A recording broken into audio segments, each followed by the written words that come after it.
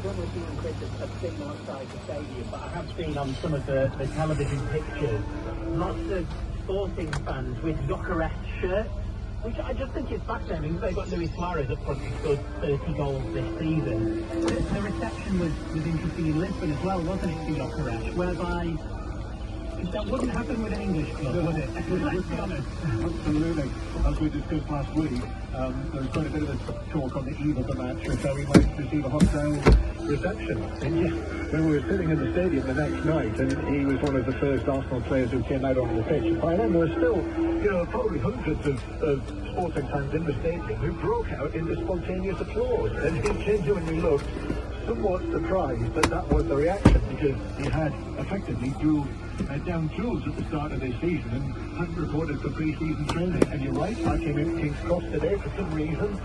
Sporting supporters seem to be gathering in that area, and like you, I was struck by the number of Jokeres shirts that there were.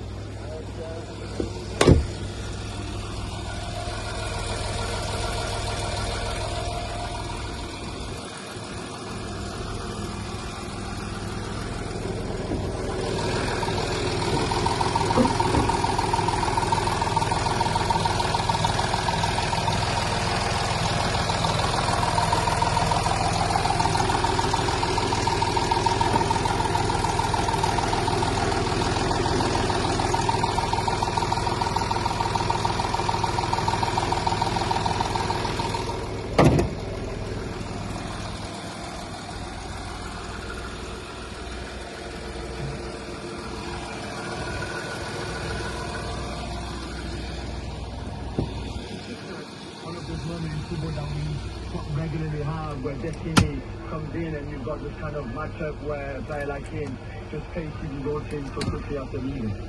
You know what, it may just be, Steve, that in Portugal, the figures over here that shirt prices are just through the roof, and then you have white people don't want to fork out. Another shirt. I've got a question for you on Jokeres, Chris. Did you ever consider trying to sort of get going an iconic celebration? Did I ever think about the... Well, you know Jokeres was an icon. And Shearer, when you play with Shearer, had the celebration that became really associated with him. Did it ever occur to you, I'm scoring a lot of goals, maybe playing something means something to do? You didn't see my celebration at Norwich, Steve. You probably weren't holding it.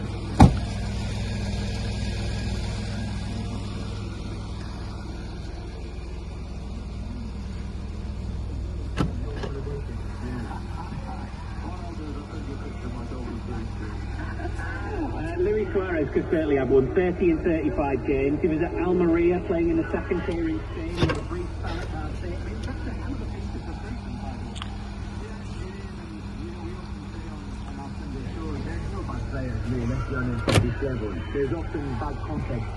And Luis Suarez not...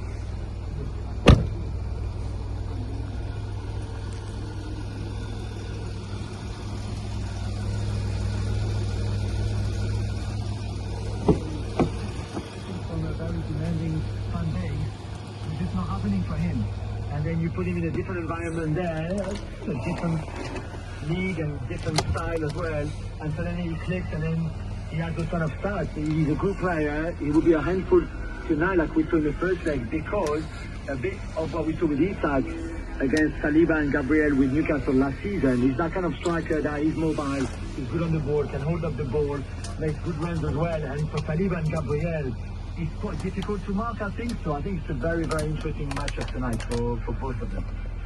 Chris, I have just been watching back a couple of goals whilst listening to Jules multitasking. Is it just two arms in the air running away?